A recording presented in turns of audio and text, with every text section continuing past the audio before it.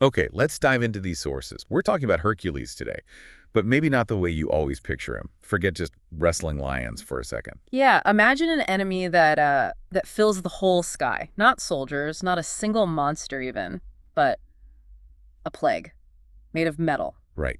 Bronze beaks, feathers like razors they could shoot at you, and just this awful, like, metallic screeching everywhere.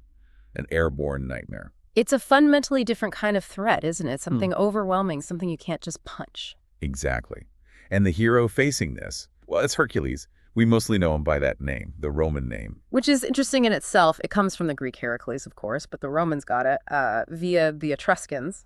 Hercules, they called him. So that name, Hercules, the one that's stuck in popular culture, has this whole journey behind it. It really does. And the Romans didn't just borrow the name, they really adopted him, made him part of their world. Which is key to understanding this labor, the Stymphalian Birds. So that's our mission for this deep dive.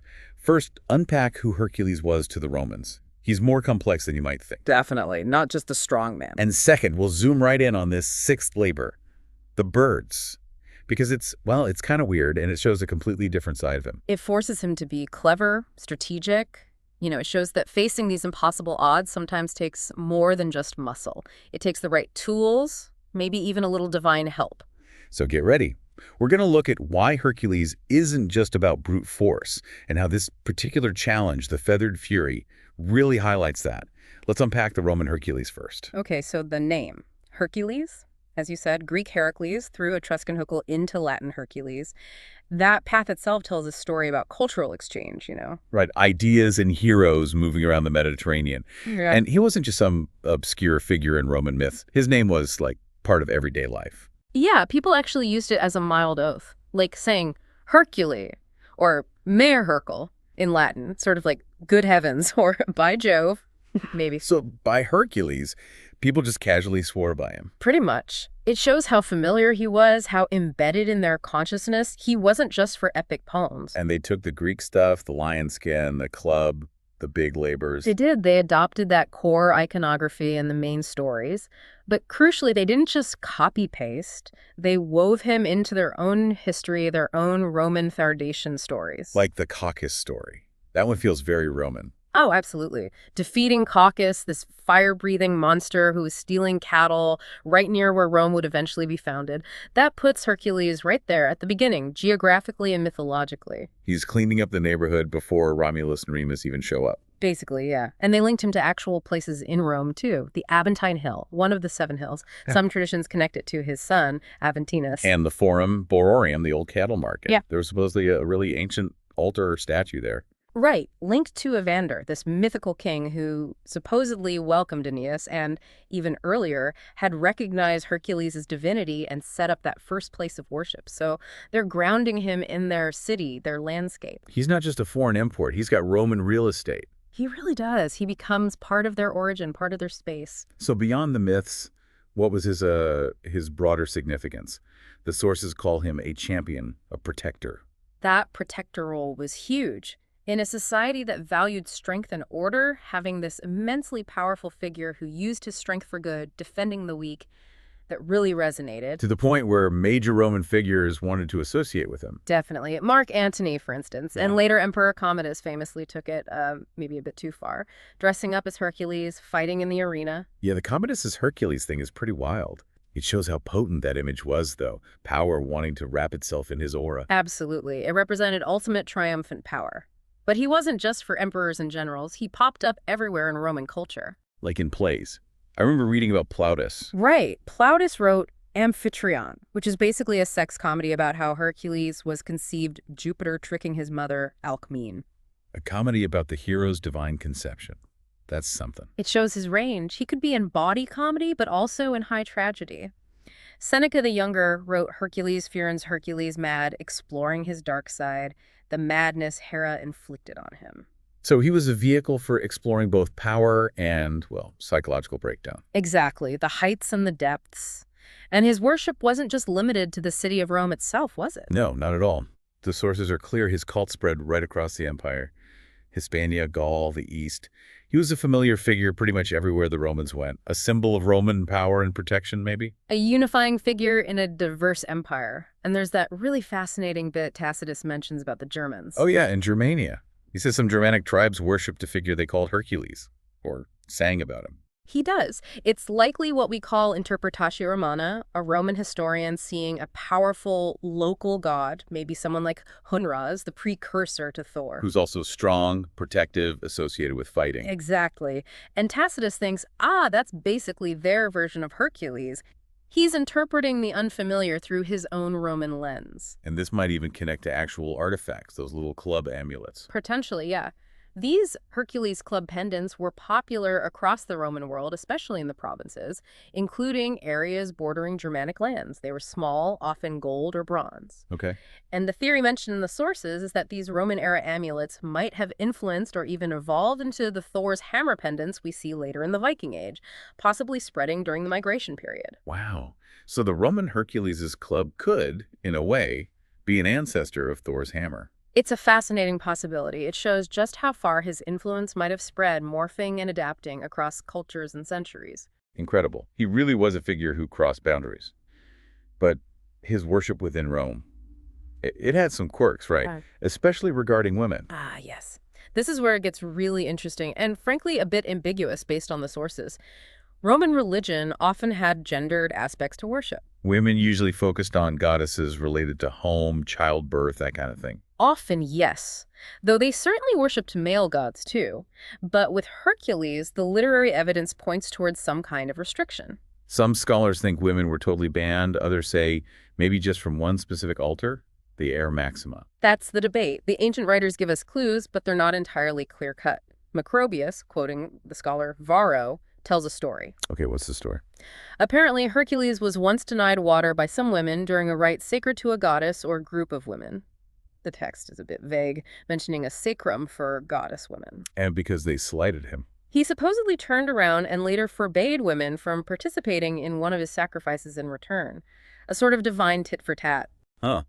Okay, that's one explanation. Are there others?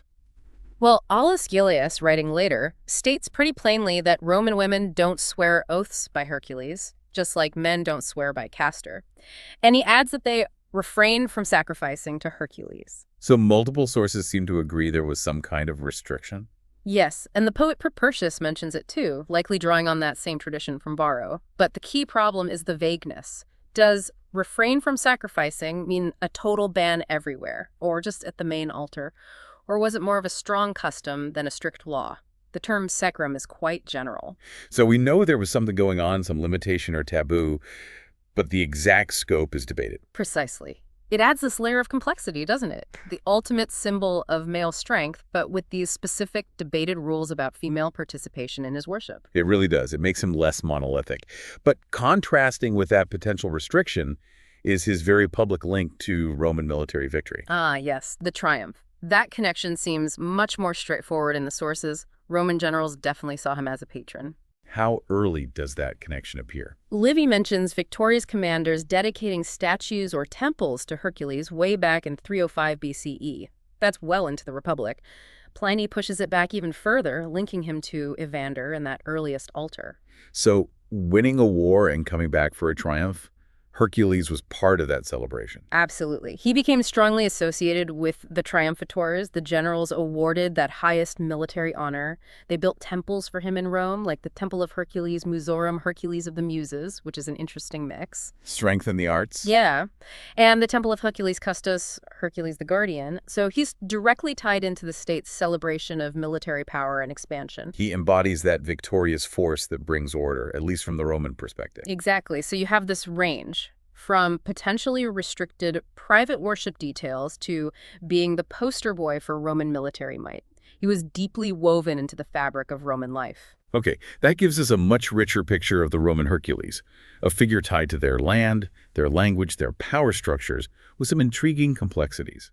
Now let's bring him to Stymphalia, the sixth labor. Right, and this one is different. King Eurystheus, who assigns the labors, always seems to be looking for the task that Hercules can't do.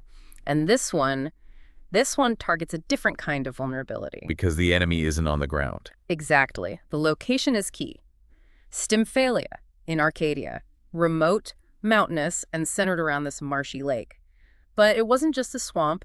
It was described as a wasteland, made uninhabitable by these creatures. The Stymphalian birds themselves. Let's get into what the sources say they actually were. Okay, so first off, they're carnivorous, eating livestock, even humans. Vicious. Nasty. Where did they supposedly come from? The myths vary, which is typical. Some say they were pets of Artemis, goddess of the hunt, maybe gone wild. Others link them to Ares, the god of war, suggesting they're embodiments of, violent destruction. Another version says they fled to the marsh to escape wolves. Whatever their origin, their features are terrifying. Bronze beaks. Yeah, imagine that. Not bone, but metal, capable of piercing armor, flesh, anything. A truly unnatural weapon. And the feathers. Not soft, downy things. No, the sources describe them as sharp, metallic feathers that they could launch like darts or arrows. So they're attacking with their beaks and projectiles raining down from above. A living hailstorm of metal. And if that wasn't bad enough, they're dumb. Poisonous. It contaminated the land, the water, the crops. They didn't just kill directly, they poisoned the whole environment, making the region toxic and barren. Ugh.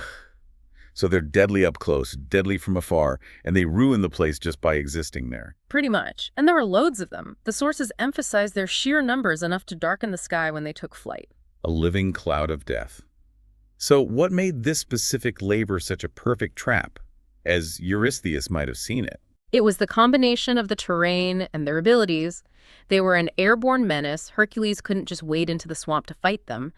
The ground was too soft, apparently, wouldn't support his weight, or allow a solid footing for combat. Okay, so ground assault is out.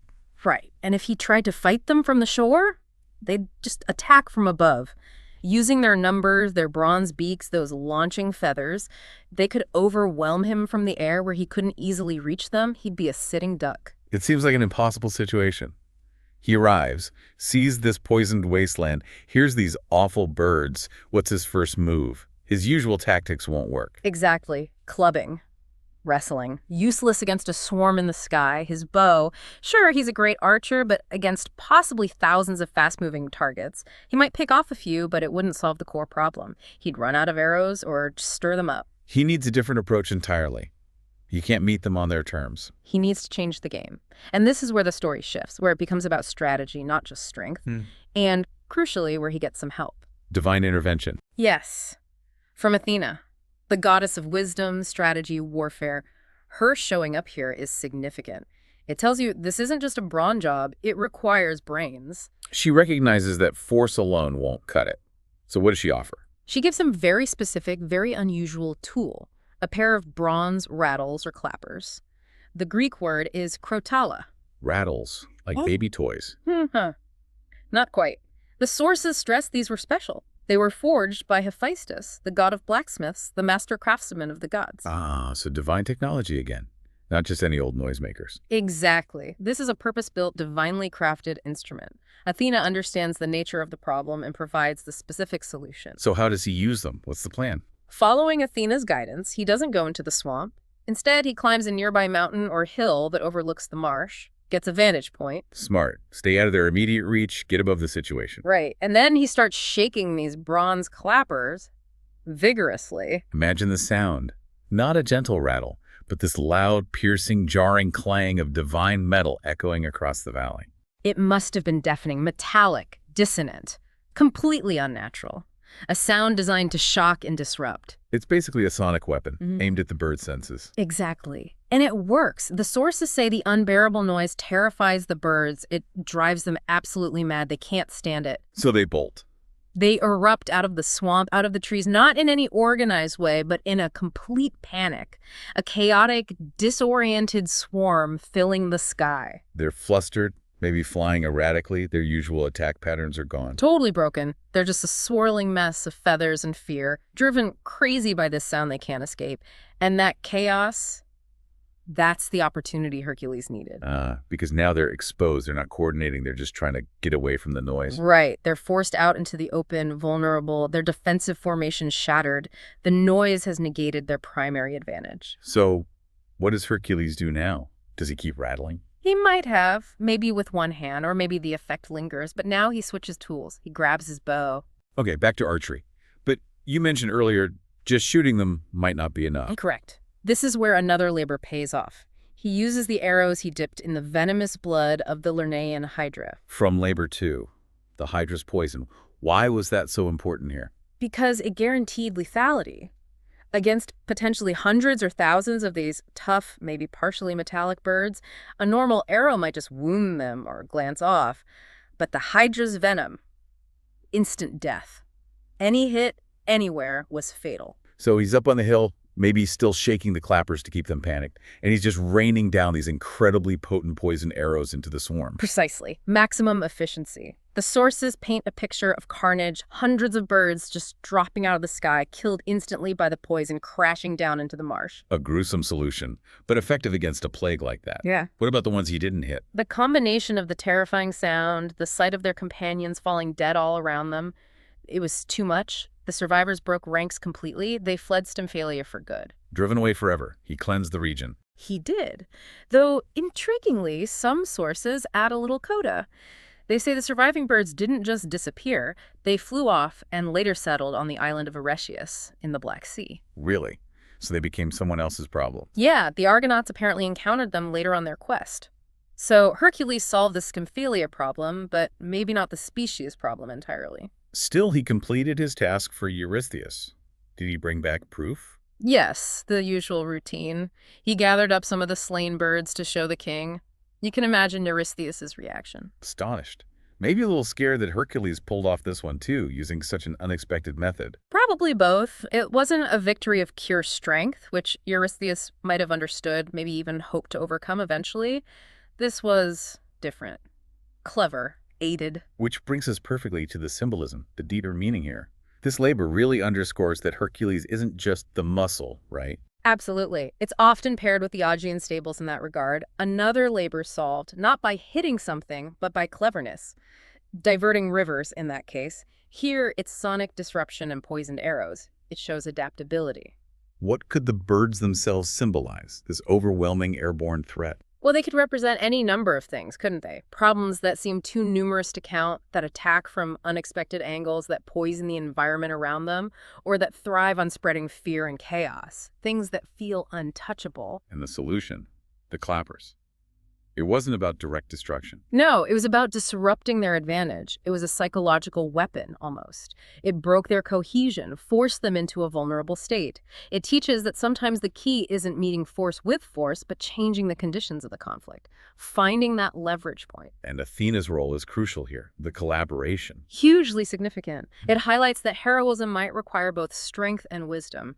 Hercules had the power and skill, but Athena provided the insight, the strategy, and the specific tool crafted by Hephaestus, no less. Linking it to divine craftsmanship, specialized solutions. Right. It suggests that true success against complex problems often involves bringing together different kinds of strengths, physical power, intellectual strategy, technological innovation, maybe even collaboration or seeking guidance. Mind and might working together. Exactly. And there's also that strong theme of purification. These birds were a plague, making the land toxic. Like cleansing the stables, he's restoring order here, cleaning up a poisoned environment. Precisely. He's acting as a force for order against chaotic, destructive forces, restoring balance, making the land habitable again. It fits his broader pattern as a civilizing hero. But then there's that other version of the story, the one where the birds weren't birds at all. Ah, yes. The sources mention an alternative tradition reported by writers like Manassias. In this version, the Stymphalians Hercules dealt with were actually human women, daughters of a local king named Stymphalis and someone named Ornis. Human women, why would he kill them? The reason given is inhospitality. They failed to offer him proper guest friendship, zinnia, which was a major transgression in the ancient world. So in this rationalized version, he kills these inhospitable women, and maybe the story later got mythologized into him fighting monstrous birds. Wow, that's a very different field of the story. It is, and it highlights how myths could evolve and have multiple interpretations. Pausanias, the travel writer who described Greece, actually mentions seeing depictions that hint at this ambiguity. What did he see? In the temple of Artemis at Stymphalia, he saw reliefs depicting the creatures clearly as birds. But he also mentions that behind the temple there were marble statues of young women with bird feet. So blending the human and the monstrous. maybe acknowledging both traditions. Possibly. It shows that even in antiquity, there wasn't always just one single version. Myths were fluid, layered. Whether monstrous birds or symbolic representations of inhospitable locals, the core challenge remains something Hercules overcame through means other than just brute force. And that adaptability, that need for ingenuity, is perhaps why this story, and Hercules himself, has had such staying power. I think so. It resonates because we all face problems that feel overwhelming, that don't have straightforward solutions. And thinking about how he's been depicted, we have the classic image, right? The lion skin, the club. Yeah. The sources mention mosaics showing him tanned, like someone who spent his life outdoors fighting monsters. Yes, that standard iconography. But interpretations evolve.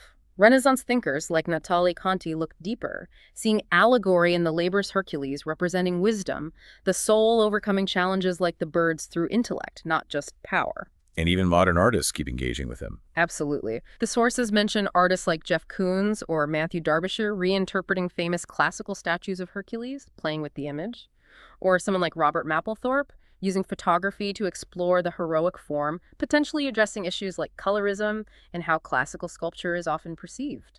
So he's still a relevant figure, a touchstone for ideas about strength, heroism, and tackling adversity. Definitely. The Stymphalian Birds' labor fits perfectly into that enduring legacy, a story about ingenuity, about finding the right tool for an impossible job, about disrupting chaos to create an opportunity for action.